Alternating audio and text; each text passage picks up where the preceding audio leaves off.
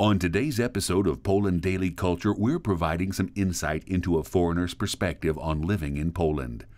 We'll be exploring their experiences and how they absorb certain aspects of the culture. I'm joined by Jesse here. Jesse, welcome to Poland Daily Culture. Thank you for having me, John.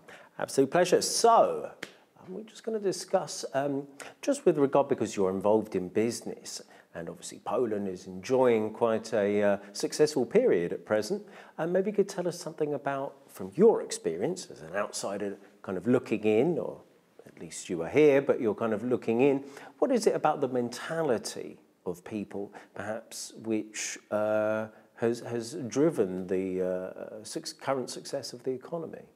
Yeah, so I think as an investor looking towards Poland and making a decision whether this is a great place to make investments, I'm looking for a couple of things. One is a mentality that is hungry for advancement.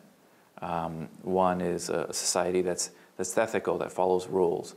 And then third is one where the cost of doing business is relatively low, sort of rather the ease of doing business.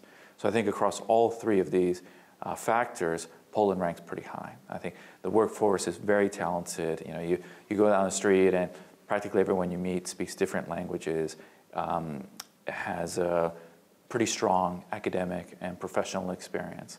And that's impressive because you don't have that in all other parts of Europe, and you certainly don't have that throughout the world. It's a country that respects the rule of law, where contracts are respected, and the court system is robust. And so, as an investor, that brings the risk of doing business much lower in Poland versus other parts of Europe, or other parts of this world. And then, lastly, I think the ease of doing business here is pretty low. Rather, it's pretty easy to do business. A lot of people have gone out and started their own business since the fall of communism. So the average age of your business, your average business here in Poland, is pretty young relative to other parts of Europe or North America. And so that creates a very dynamic situation where people are hungry for opportunity, people are willing to take risk, and they want to advance themselves and advance their own well-being by going out and taking advantage of opportunities. Mm-hmm. And how do you think people in the States or elsewhere kind of perceive the country, especially in terms of where the country stands, both in terms of employment and in terms of culture? Does the perception kind of match with the reality, would you say? Or? Yeah, I think there's historically been a disconnect ever since the fall of communism. In the United States, Poland has still been perceived as a big part of the former Soviet bloc, or the Eastern Bloc, right? And that perception is challenging because you're associating communism and the effects of communism with what is now a very dynamic part of the world. So challenging that perception has taken some time, and I think we've played catch up very recently. The fact that President Trump here has been to Poland, made this his first stop on his first trip to Europe. The fact that the United States enjoys very close ties with the Polish government at the moment. I think these are all very good things because they signal to the American business community and the American tourist that Poland is open for business. It's a fantastic destination for investment. And moreover, if you're a tourist and you're considering your next excursion to Europe, why not consider Poland? I mean, it's a very large country. It has a wealth of natural resources, in addition to some really fantastic opportunities to enjoy 20th century and 20th century history, but also 19th century, 18th century history. Yeah, very much so. I guess you don't sort of quite get that in the States quite so much, but yeah. And would you sort of say that people are slightly more in touch with their, with historically and with a sense of their own culture? Perhaps sometimes in the States they wave a flag and feel in touch with who they are and what they represent, but they perhaps don't have the same kind of depth of understanding and knowledge of their own country. Certainly my impression of Poland itself is that there is substance to that kind of understanding. I don't know if you'd agree with that. Well, I think, speaking as an American, I think Americans have a unique sense of their place in the world. They don't necessarily have a strong sense of other people's histories, but they do have, their patriotism is really rooted in America's role in being a beacon of democracy, which we still think of ourselves as being a beacon of democracy, and America's role in the world through the context of its of conflict, of wars, right? So when Americans think of their role in the world, they've kind of historically seen that as a policeman role. Poles, I think, it's very different to that. So I think how they perceive their place in the world is as a struggle for independence, as a struggle for national unity, for national identity, and that fight is very young, because Poland came out of communism just 25 odd years ago, so it's still very much it's a presence in the minds of all the generations, from millennials to your oldest generation, and so I think that sense of nationalism is different to what we have in the United States.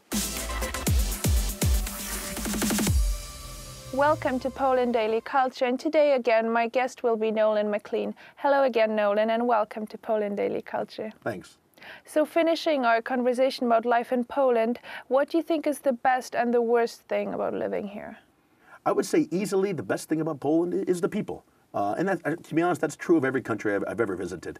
If you get a chance to get to know the people on a deeper level, you find out that they are educated, they are ambitious, they are curious, they are humorous, they are great cooks, and I don't know, they love to travel. They have this hunger for traveling, whether it's to Mazore or Jastarnia or the Tatras Mountains or beyond throughout Europe and the rest of the world.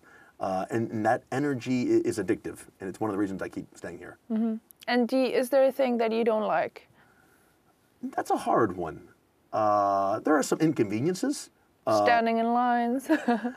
It's kind of funny you ask. I would say a funny inconvenience is when it's funny because you have both worlds here. Poland was, I believe, the first country in Europe to use PayPass with MasterCard. Yeah, which is fantastic. We didn't have this in America for many years. Yeah, I know. So I'm standing in line ready to, just zip in, zip out. And then I have somebody paying in front of me, and they're literally just paying grosz by grosz. Yeah. And in the same line, same shop, same neighborhood, and you have two totally different types of people. So these are the little inconveniences. Yeah. Okay, but I can live with it. 7 years ago when I moved here, I remember at Rondo ONZ, it was so cold in the winter that you had these oil barrels with charcoal and fire because you had to wait 3 minutes to cross the road. And so you're warming your hands on the corner of the street for 90 seconds or something. Now, thankfully, we have not had a winter like that, I think, in the past 7 years. Yeah. So it's getting easier and easier to get through the winters. Yeah. But I remember I purchased my first pair of winter shoes because California, we don't really have, strong winters. Yeah. But when I came here, you do. And I learned very quickly to not spend 100 zloty on a pair of shoes. Yeah. You need to invest in a good pair. Keep your feet warm. True.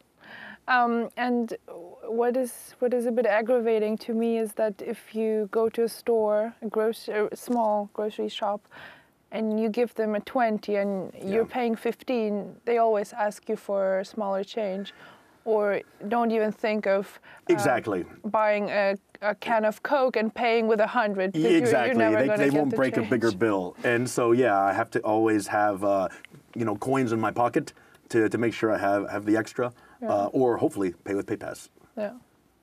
And do you have a favorite Polish dish? Most people say pierogi. Okay. I like the fried pierogis, not the boiled ones. But my favorite dish, I would say, I don't know, maybe a winter Sunday afternoon would be like a schabowę starting with the rosu, then going to schabowę with mizaria, and maybe finishing with a homemade szarlotka. I would say that would be my favorite. With ice cream as well on top. That would be nice, yeah, cold ice cream. And is Polish a struggle for you? The language? Yeah. It would be if I applied myself more, but as such as yourself, I have a lot of friends in my community, or all my friends in my community, they speak English quite well or fluently. and that in my community continues to grow and to grow. So the incentive is not there for me to really need to learn. However, it's something I'm ashamed of. I probably should, learn some more to make more friends and so on.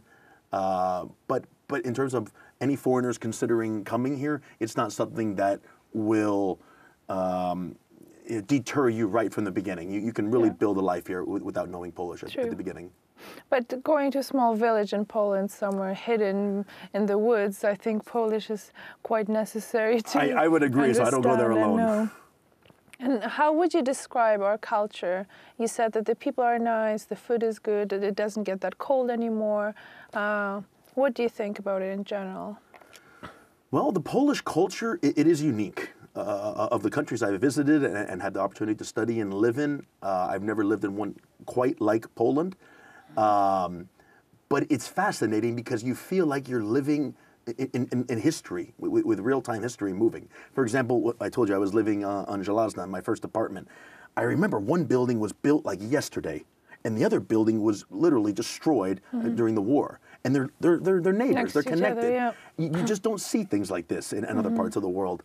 And so it is fascinating to kind of live in a city like this where so many people are knowledgeable, sometimes even more about the United States than I am. Yeah. And so they're knowledgeable about history, about their economy, about their politics. Yeah. And so people are very aware here of what is happening. Very, very much. Young people are very aware of the history, even from centuries ago, which I think is a very good thing.